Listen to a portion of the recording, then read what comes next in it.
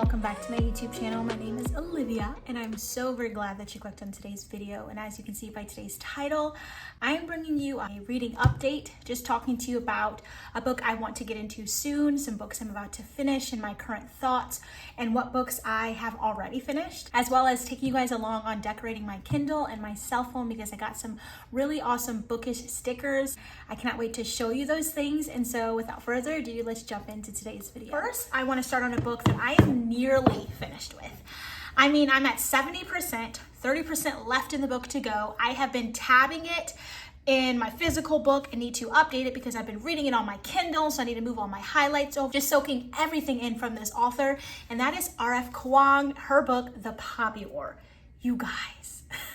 Now, I've only read one other book that has that is about the Chinese culture, and that is, if I can remember correctly, The Legends of the Library. That was pretty good. I think I gave it 3.5 stars, maybe 4 stars, and I liked it, but I haven't read anything, and since I have picked up this series here, or rather book 1 in the series, this is a trilogy, so there's 2 more books, and I love it. Something about just that culture and how immersive it is and just how beautiful it is and just the way that this author writes this story is so captivating to me. So we're following Rin, who is a war orphan who has tested into this really influential school called Senegard, and she's going there to kind of train to decide what is her path in life. And at the current part of the book that I'm at is where all of that has kind of passed and there's a war going on between her people as well as the Federation. And there's just this really big war that's going on, and she's a part of the group, I think it's pronounced Psyche. And they are a group of kind of, I don't want to say rogue bandits, but just a group of rogue fighters who don't really have a main commander-in-chief, don't follow any rules, but have the ability to pull down the gods from the pantheon to really just consume them in order to win and defeat the battle. And so I've been loving it so far. I just think the way that she has written it, although I'm not someone who understands a lot in terms of like war and all the big words and just all of the things in terms of fantasy, the way she's written it, it's so captivating that not only am I really intrigued by the character development, how each of the side characters going, the way the main character is, a very small, maybe budding romance that's happening. I'm so invested in the actual war and what's taking place and who's gonna win and what are they gonna do, what are the strategies they're gonna come up with. And so I'm really, really loving it. I highly do recommend it. And I'm definitely believing that this is going to be a 5-star read. And then that leads me to my next book, which is also fantasy. And I have never read epic fantasy.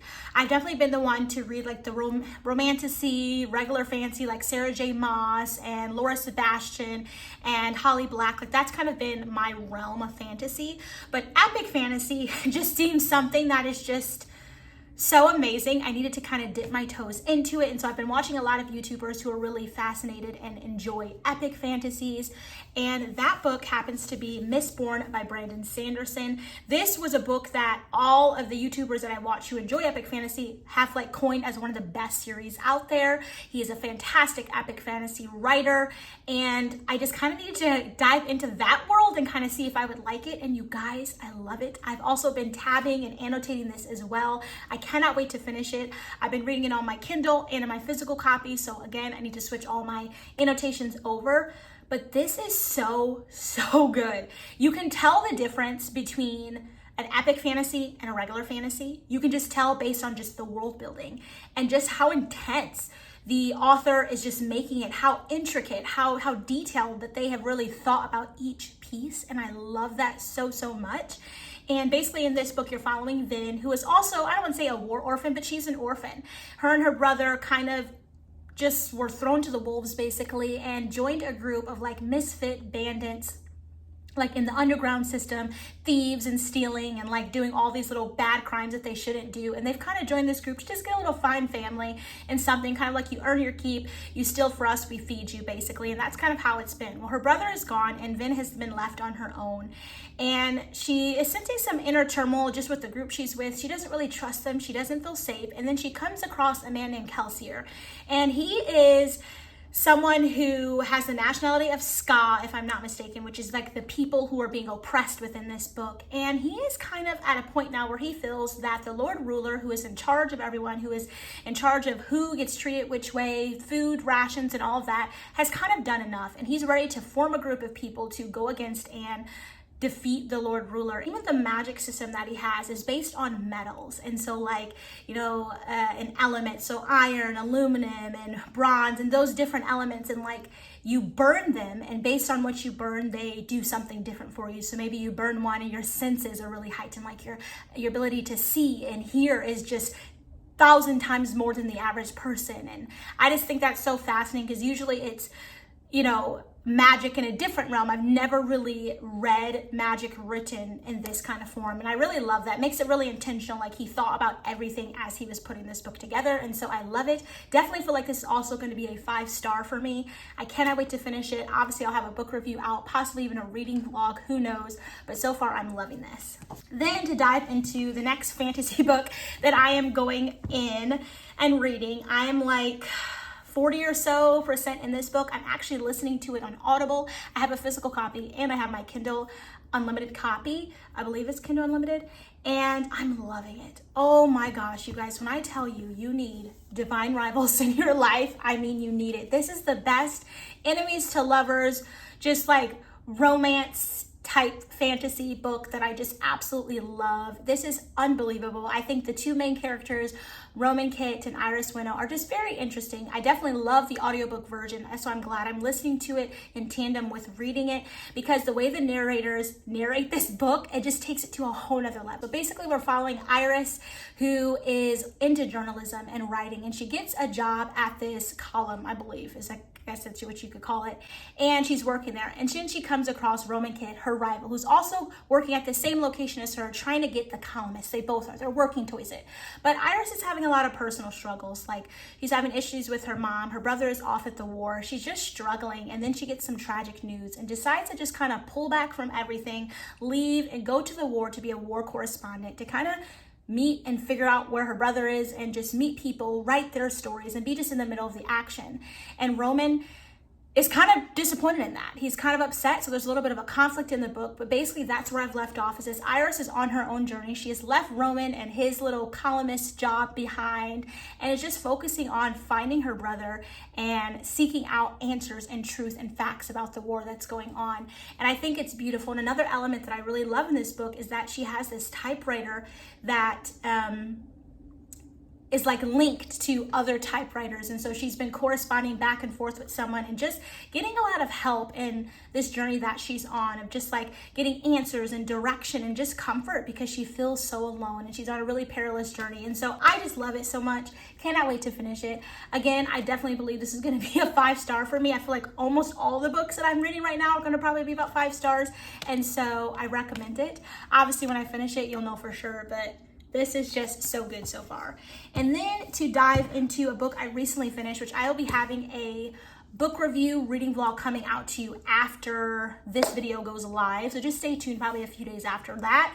And that's going to be The Stranger in the Lifeboat by Mitch Albom. I picked this up at Barnes & Noble like a week ago, read it in maybe a few days, and tabbed it, underlined, wrote in it, loved it. This book I cannot recommend enough. And basically the moral and the gist of this story is, imagine praying, crying out, in need, seeking help, seeking answers, and then you get the answer.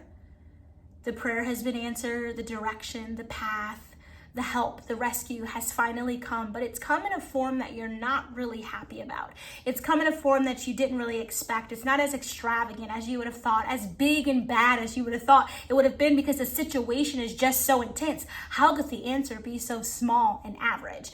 And basically it's just saying that, would you look at that help and that answer and hold it to as much value as you would an answer that looks a little bit more glamorous on the outside? And so we're following a young man named Benji, and he is working on this $200 million yacht for Jason Lambert, this big, huge billionaire, one of the richest men on earth, because Jason is deciding he wants a huge convention. I believe it's called The Grand Idea. And all the rich, powerful, famous, influential CEOs, inventors of the world, the celebrities, are going to get on this cruise ship for a few weeks and kind of have a convention to get some ideas brewing to better the world. And Benji finds himself on the ship working. But all of a sudden, the news is casting and watching out stories. People are flying in and out on helicopters on this ship, and it's the biggest story in the world. And a tragedy happens, and Benji finds himself with a group of people in a really perilous situation. And help is on the way, help comes, they find it, but is it the help that they really want, and can they appreciate it? And I think the way that's written, especially I feel like where my life has been recently, this was a book I cannot recommend enough. No matter what you're going through, this book is going to speak into you. This is a Christian fiction book, literary fiction, very, very good. And I highly recommend it. I think it's something that is such a good story, you won't want to put it down. And I can completely contest that. So I cannot wait to go even more in depth to read you some of the quotes within this book and give you my full-blown review. But I love this so much. This was a 5-star read for me, by far. All right, so then I guess we can dive into my Kindle here. And just to kind of talk to you about some of the books that I'm currently reading on this. Some of these books in this stack are on my Kindle because I downloaded the digital copy just to make it a little bit easier of reading, especially depending on where I was, if it was at night or whatnot. But on here that's designated to the Kindle, I am in the middle of Talking at Night by Claire Daverly. So this is a chick lit literary fiction romance book following some young teens. There are 2 twins and then the brother of the twins, his best friend. And basically they're just kind of in their last year of high school, deciding, where they're going for college, taking their last test, and kind of just going about it. And the sister within the little twins, and her name is, if I can remember, Rosie. Her twin brother is Josh, and then Josh's friend is Will. And so Rosie and Will kind of hit it off in a really sweet way. He starts falling for her, but he's the bad boy. She's the really smart girl, so it doesn't really work. And Josh is kind of aloof in the middle and not really seeing what's going on. But hence the title, Talking at Night. It's basically where Rosie and Will kind of find every deep and amazing conversation they have happens at night. I love it so far. I'm currently about 36% into that book. I'm doing it on my Kindle. And so far, I'd say I'd recommend it. I definitely feel like it's going to be an emotional ride, so who knows what I'll rate it at the end. But I think so far, it's definitely going to be a highly rated book for me. So the last little book on my Kindle that I'm actively reading is Kate Hewitt, I believe that's how you pronounce her name, Coming Home to Stars Fall. And this is a little fall romance book following a lady whose life has kind of crumbled underneath her. She's in her late 20s, I believe, and she just doesn't know what life is. And she decides to go back to her hometown of Stars Fall with her little dog and open up a pet bakery. So a pet store mixed with bakery treats for pets.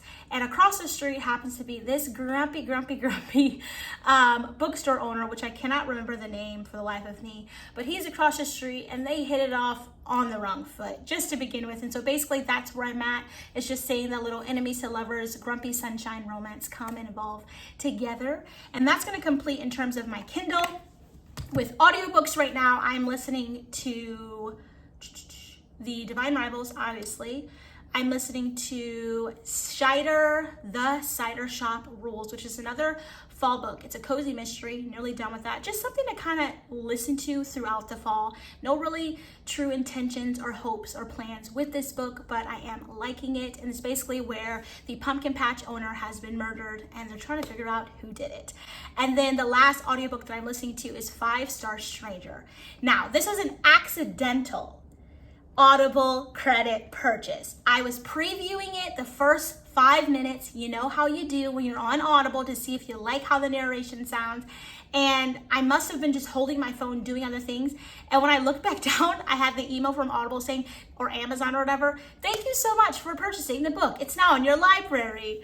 And I think I was like 2 minutes almost into the preview, and so I've been forced into reading it. I can say I have like an hour and 40-ish minutes left. It's really good. I'm not gonna lie. Am I gonna give it a 5-star? Probably not. I'm thinking like 3.75, 4, something in that range. It's really good. Basically, it's a story about renting the perfect stranger. So if you want someone to pretend to be your boyfriend, your brother, your son, your father, your coworker, a colleague, same thing, an assistant, your boss, a distant friend, a relative, whatever it is you need them to be, a teacher, a professor, whatever, you can rent this person for a certain price. And basically it's following a young man whose name is not known, is not spoken, but he is renting himself out to several different clients, some longer than others.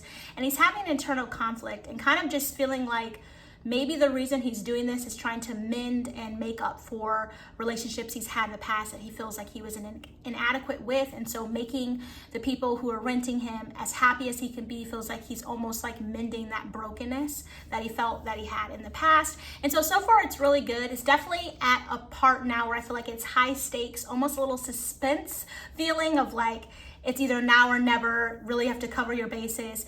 All the little stories and lies that he has been, you know, building up are kind of starting to unravel. And so I can't wait to see how it is when I finish it. And then the very, very, very last book that I have here to talk to you about is definitely going to be a book that I want to start reading.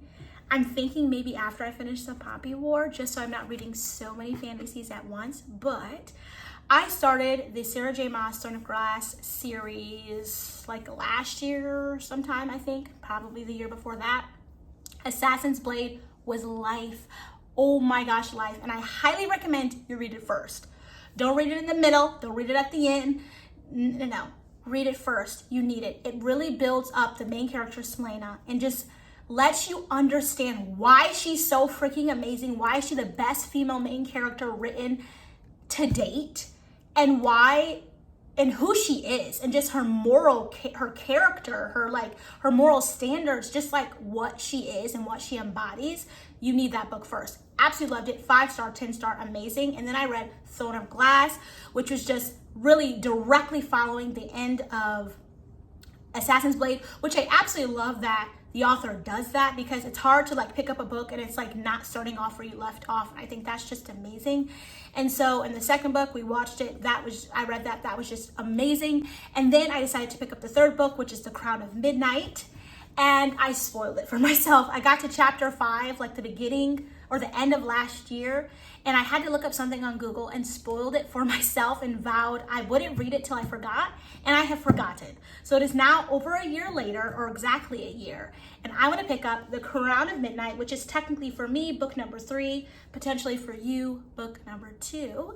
But yes, I want to read this. I'm so excited. Selena is my favorite book character ever, and then my favorite female main character. I mean, she's just amazing, and I cannot recommend it enough. And so I'm definitely going to start this. I do have my little bookmark in here from when I was at chapter 5, but I'm just going to restart it from the beginning. And so I want to have maybe a reading vlog or something coming out soon with me reading this.